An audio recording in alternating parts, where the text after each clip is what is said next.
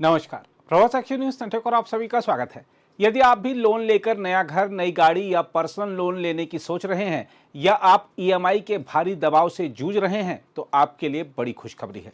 हम आपको बता दें कि भारतीय रिजर्व बैंक की मौद्रिक नीति समिति यानी एमपीसी ने आज प्रमुख नीतिगत दर यानी रेपो रेट में 25 आधार अंक की कटौती करते हुए इसे 5.25% पर ला दिया है। मजबूत आर्थिक विकास और नरम पड़ती महंगाई के बीच यह निर्णय लिया गया है। इस कदम के साथ ही उम्मीद है कि बैंक अब home loan, car loan, personal loan और छोटे बिजनेस लोन पर ब्याज दरें कम करेंगे। इसके साथ ही ब्याज दर कम होने से जमा दरों में भी गिरावट की संभावना है। हम आपको बता दें कि मजबूत आर्थिक प्रदर्शन से उत्साहित होकर मौद्रिक नीति समिति ने वित्त वर्ष 2026 के लिए जीडीपी वृद्धि अनुमान को 50 आधार अंक बढ़ाकर 7.3% पर कर दिया है। साथ ही उपभोक्ता मूल्य सूचकांक यानी सीपीआई आधारित महंगाई का अनुमान 2.6% से घटाकर 2% कर दिया है। खास बात यह है कि रुपए में गिरावट के बीच भी 6 सदस्यीय एमपीसी ने विकास और महंगाई दोनों संकेतकों का आकलन करते हुए रेपो दर घटाने का निर्णय लिया।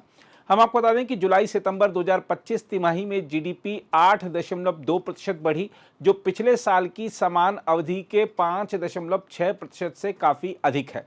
इसके अलावा खुदरा महंगाई में उल्लेखनीय गिरावट आई है। अक्टूबर 2025 में सीपीआई महंगाई 0.25% रही, जबकि सितंबर में यह 1.4% थी। मौद्रिक नीति की घोषणा करते हुए आरबीआई गवर्नर संजय मल्होत्रा ने कहा कि इस वर्ष भारत में तेजी से डिसइंफ्लेशन यानी महंगाई में कमी देखने को मिली है। उन्होंने बताया कि आयकर और जीएसटी का सरलीकरण, कच्चे तेल की नरम कीमतें, सरकारी पूंजीगत व्यय में अग्रिम बढ़ोतरी और अनुकूल धन परिस्थितियों ने आर्थिक गतिविधियों को गति दी है। ग्रामीण मांग मजबूत है और शहरी मांग लगातार सुधर रही है। निजी निवेश भी गति पकड़ रहा है। इसके साथ ही आरबीआई ने अनुकूल व्यापक आर्थिक स्थिति को देखते हुए विकास अनुमान बढ़ाया है और महंगाई अनुमान घटाया है। आरबीआई का कहना है कि खाद्य आपूर्ति की स्थिति बेहतर हुई है। उच्च खरीफ उत्पादन, रबी की अच्छी बुआई, जलाशयों में पर्याप्त पानी और अनुकूल नमी से कीमतों पर दबाव कम हुआ है। ब्रेंट क्रूड भी स्थिर है और वैश्विक कीमतों में नरमी बनी हुई है। हम आपको यह भी बता दें कि आरबीआई ने अपना न्यूट्रल रुख बनाए रखा है, जिसका अर्थ है कि आगे दरें आर्थिक आंकड़ों के आधार पर ऊपर या नीचे जा सकती हैं। देखा जाए तो आरबीआई की यह दर कटौती ऐसे समय में आई है जब भारत तेज आर्थिक विकास और ऐतिहासिक रूप से कम महंगाई का संयोजन देख रहा है। ऐसा संतुलन किसी भी उभरती अर्थव्यवस्था में दुर्लभ है। समग्र रूप से देखें तो यह दर कटौती संतुलित, सावधान और संकेतात्मक कदम है। संकेत यह है कि आरबीआई विकास को समर्थन देना चाहता है, लेकिन बदलते वैश्विक परिदृश्य को लेकर आंखें मूंदे नहीं है। बहरहाल आइए देखते हैं क्या कह रहे हैं आर्थिक विशेषज्ञ। जी हाँ, ये बहुत अच्छी नीति है क्योंकि जैसा कि हम सभी लोग देख रहे हैं, मुद्रास्फीति में लगातार कम कटौती हो रही है और अभी अंतिम जो अक्टूबर 2025 के आंकड़े आए वो 0.25% थे, जो एक ऐतिहासिक रूप से बहुत एक निम्न स्तर है। विगत कुछ महीनों से, एक साल से लगातार रिपो रेट में कटौती हुई है, तकरीबन 100 बेसिस पॉइंट्स की कटौती हुई है। तो अगर शेड्यूल्ड कमर्शियल बैंक्स का लेंडिंग रेट देखें तो उसमें 63-65 बेसिस पॉइंट्स की कटौती हुई है, जो एक मॉनेटरी ट्रांसमिशन का एक अच्छा स्वरूप माना जा सकता है।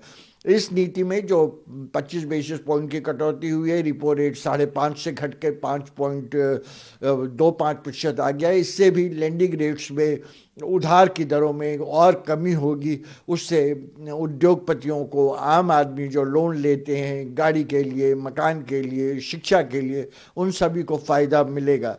लेकिन तस्वीर का दूसरा पहलू है कि डिपॉजिटर्स को, फिक्स्ड इनकम ग्रुप को इससे थोड़ा धक्का लग सकता है, क्योंकि डिपॉजिट के रेटों में भी बदलाव होगा और डिपॉजिट की दरों में कुछ डाउनवर्ड बदलाव, कुछ कमी हो सकती है। जीडीपी फोरकास्ट बढ़ाई गई है 7.3%, इन्फ्लेशन का फोरकास्ट घटाया गया है।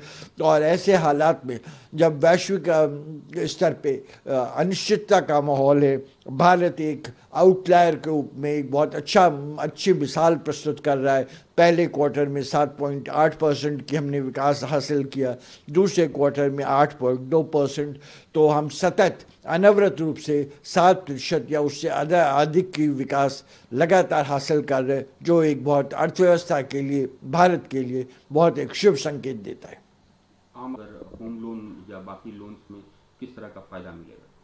होम लोन, बाकी लोन में, सभी लोनों में इसमें कटौती होगी, तो इस तरह से, क्योंकि ज़्यादातर वो इस बेंचमार्क से लिंक्ड होते हैं, तो बेंचमार्क से लिंक्ड होने की वजह से इन रेटों में लगातार कटौती हुई है और इस नीति के तहत और भी कटौती होगी, जिससे आम आदमी को थोड़ी राहत और मिलेगी।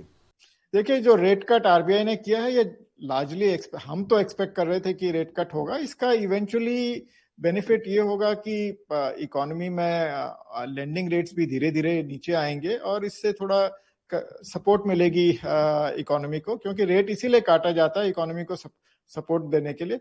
अभी इकोनॉमी बहुत अच्छा ग्रो कर रही है और आगे चलते हुए थोड़ा सा हल्का धीमापन दिखाई देगा, पर ये एनवायरनमेंट जो है ग्लोबल, इसमें अनसर्टेनिटी बहुत बनी हुई है, टैरिफ डील अभी हमारी हुई नहीं है, तो इसलिए एक तरह से ये इंश्योरेंस रेट कट की तरह से देखा जा सकता है।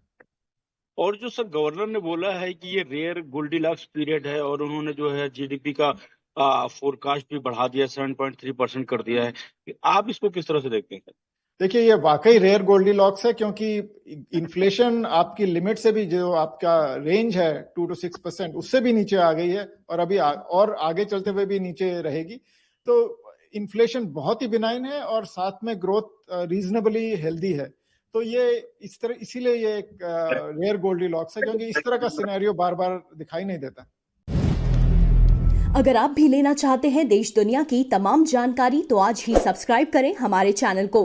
साथ ही नीचे दिए बेल आइकन को जरूर दबाएं ताकि हर अपडेट आप तक पहुंच सके।